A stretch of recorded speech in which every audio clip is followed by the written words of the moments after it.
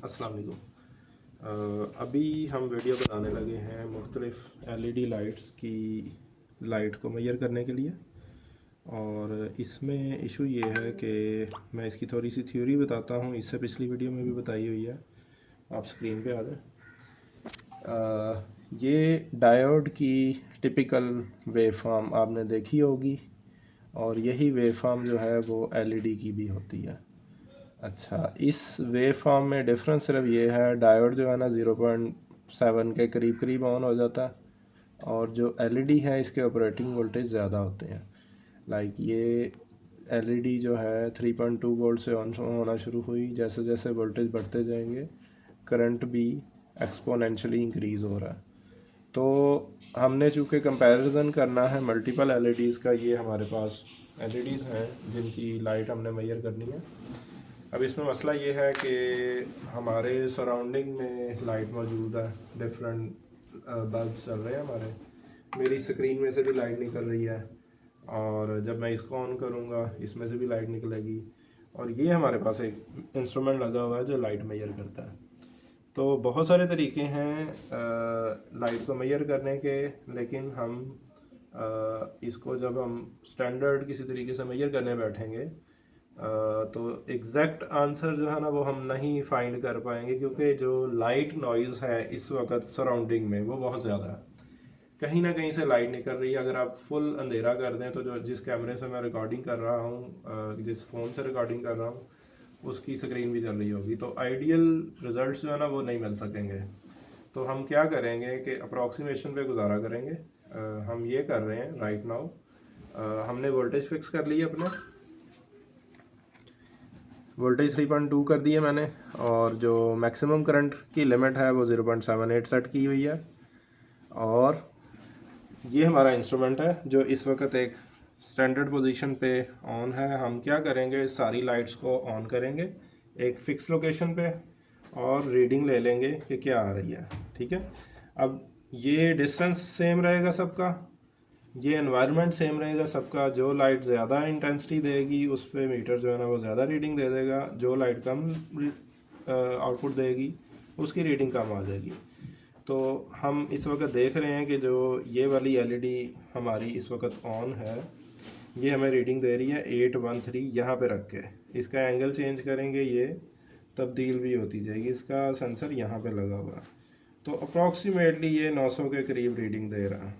Different angle पे करके देखेंगे, हाइट बिल्कुल सेम है, और मैक्सिमम इसने रीडिंग दी है 900 के करीब। अब हम दूसरी एलईडी ऑन करते हैं, ये इसका रिज़ल्ट था। इसके बैक साइड पे चूँकि मेटल है, तो मैं अगर ये डायरेक्टली प्लग करता हूँ तो ये शॉर्ट सर्किट हो जाएगा, हमें रीडिंग नहीं मिलेगी। अच्छा जी, हम दूसरा पिक्सल लगाते हैं। दूसरा पिक्सल लगाने का तरीका ये है कि ये मैंने इसको कॉर्नर पे लगाया साइड पे, और नेगेटिव की तार यहाँ पे मैंने प्लग कर दी, पॉजिटिव की तार मैंने यहाँ पे लगा दी, और ये ऑन हो गई है। ये पिक्सल हमें दे रहा है 600 लक्स,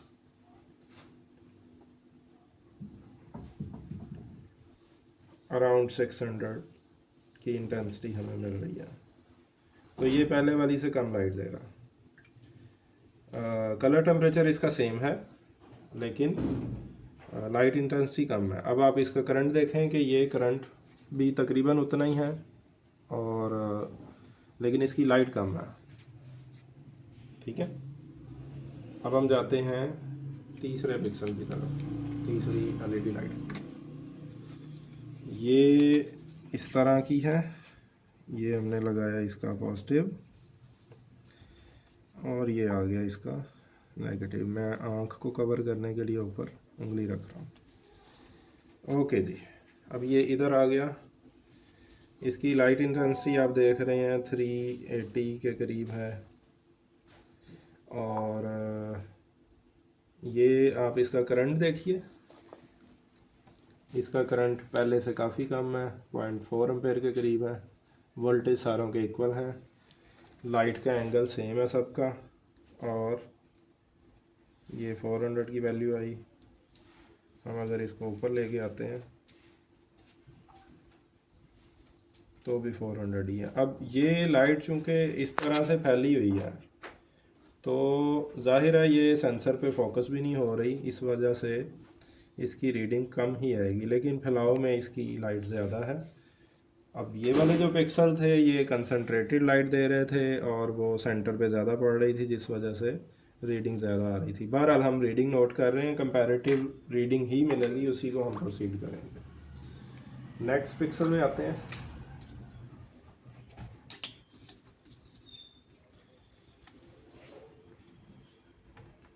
ये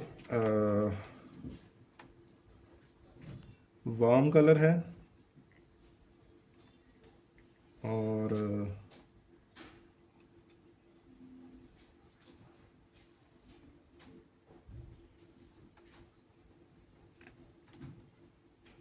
ये शायद फिट नहीं हो रही सही तरीके से, इसको कॉर्नर पे ले जाते हैं। यहाँ से ये आया, ये आ गया। ओके जी, ये तकरीबन सेम हाइट पे आ गई और इसकी वैल्यू आ रही है 780 के करीब। ये हल्की सी पीली है या वार्म कह सकते हैं इसको, लेकिन इसका बहरहाल जो लक्स वैल्यू है वो ज़्यादा है। तो ये था जी इन सब का कंपैरिजन। ये सारी लाइट्स का सबसे ज़्यादा लाइट इसकी थी, उसके बाद ये दोनों है और आखिरी नंबर पे ये वाली है। अब इसमें जो साइज़ का डिफरेंस है ये आप देख लें।